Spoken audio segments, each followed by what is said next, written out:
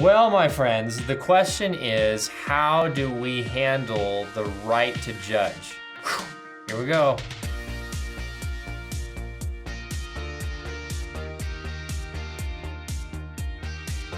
Good morning, everybody. Bananas are on the list for a good breakfast item, but as far as I'm concerned, the only thing you use banana for is whipped cream, chocolate, ice cream, the whole bit, banana split, that's it, okay? But that's not really a breakfast thing. I don't know if you could get away with it. When I was young, I actually still am young, but anyway, when I was a bachelor before I got married, I used to have Snickers ice cream bars for breakfast because you have your milk in the ice cream, and then you have your protein in the nuts, and then you have that little sugary thing with the chocolate and the caramel, which is everything that you would need from cereal, right? Well, that's a topic for another time. We need to just get into what God has for us today. Proverbs chapter 24, you are in a bonus today because I'm going to give you 2 verses. Are you ready? Let's do this. All right, here it comes. Proverbs 24, 24, and 25. Here we go. Whoever says to the wicked, you are in the right, will be cursed by the peoples, abhorred by nations. But those who rebuke the wicked will have delight, and a good blessing will come upon them. So we've already discussed in the past a little bit about how God has granted us a certain authority to uphold justice and to execute justice, not vengeance. Go check out our previous videos, man. It'll really bless you on that one. Now, what we're given here is kind of a blueprint for how we rightly apply what God has given to us in the authority to uphold justice. He says, here's the first thing that you need to watch out for. You do not say to those who are doing wrong, hey, you're doing what's right. The minute that you do that, you become a stench to all people. The nations cannot be upheld by injustice or unrighteousness.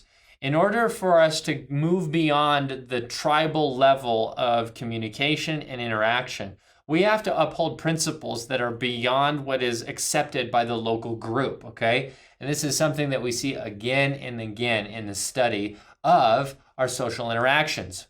When you want to have a nation, you have to uphold the ideology of truth, the ideology of fairness, the ideology of what constitutes justice. And here's what's cool. The Bible gives us everything that justice should look like. And more importantly, the Bible is written under the inspiration of God. So it's God delivering to us what he says is just, and we have the right to do it. Now, the blueprint here says, if you don't, then the nations will abhor that, okay? The peoples will not hold together. You are creating an instability for the framework of social interaction on a larger scale than just tribalism.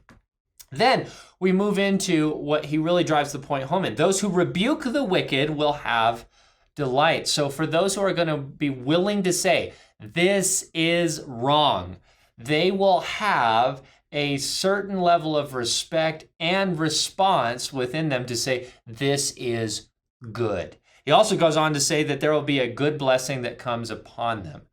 Now, this is not the same as just going around and just trying to call out everybody based on our opinions. This is rightly applying and rightly handling the word of truth to execute the proper justice in the time, not to accept a bribe, not to accept what everybody else thinks is popular, but to uphold what is best for the law of God, the law that upholds the land. When we do this, we are not only bringing health and life to ourselves, but we are instilling that within our community, and our communities will be upheld. If you see the opposite of that, well, frankly, just turn on the news, look outside what's happening. You'll see what happens when we deny this. But Christians, when we get back to this is what will happen to the land.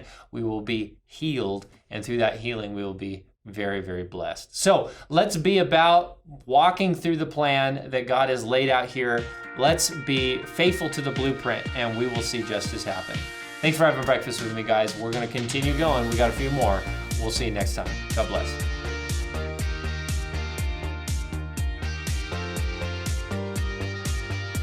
My friends, how many mornings have we spent together, and how much time have we been able to enjoy God's Word? It is so special to be able to bring breakfast with Bradley to all of you.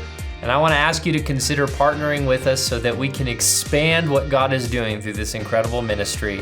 Consider joining our Patreon account, and not only are we going to shower you with perks for doing that, but you'll be part of the process of taking Breakfast with Bradley and spreading it to as many people as possible. Thanks again, my friends. We'll see you next time.